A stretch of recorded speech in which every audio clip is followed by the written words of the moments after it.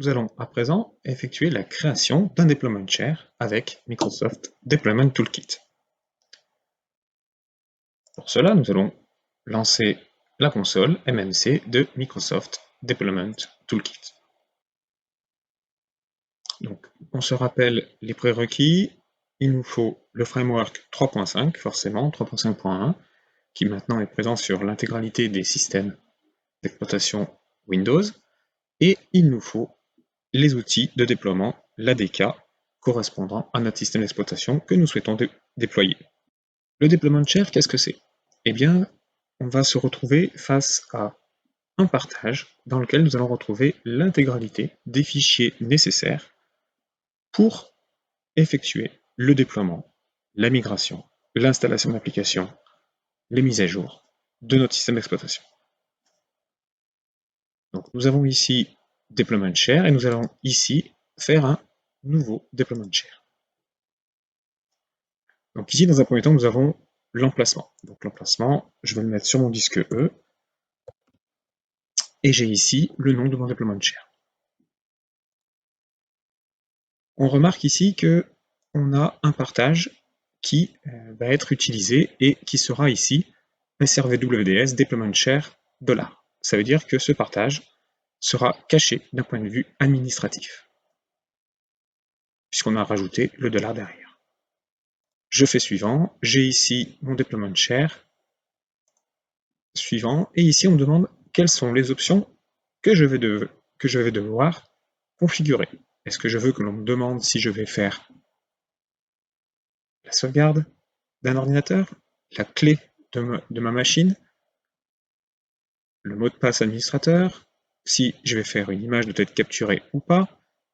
Est-ce que ces informations sont-elles nécessaires ou pas sur mon deployment share? Pour l'instant, on va laisser les informations par défaut. J'ai ici un récapitulatif, je fais suivant.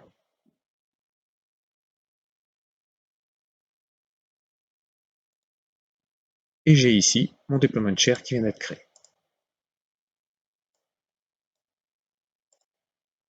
Donc ce deployment share, à quoi correspond-il? Il correspond à la chose suivante. Donc si je fais comme ça, et comme ça, on va retrouver exactement les mêmes informations.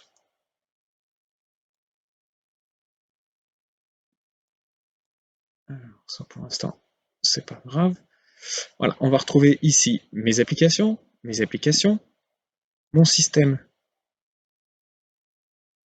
Windows, donc mon environnement Windows. Je vais retrouver mes drivers, mes packages, mes séquences de tâches, qu'on va retrouver dans Control, et enfin, les options Advanced Configuration et Monitoring sont propres à mon deployment share. Donc mon deployment share, ce n'est ni plus ni moins qu'un partage. On peut le vérifier ici.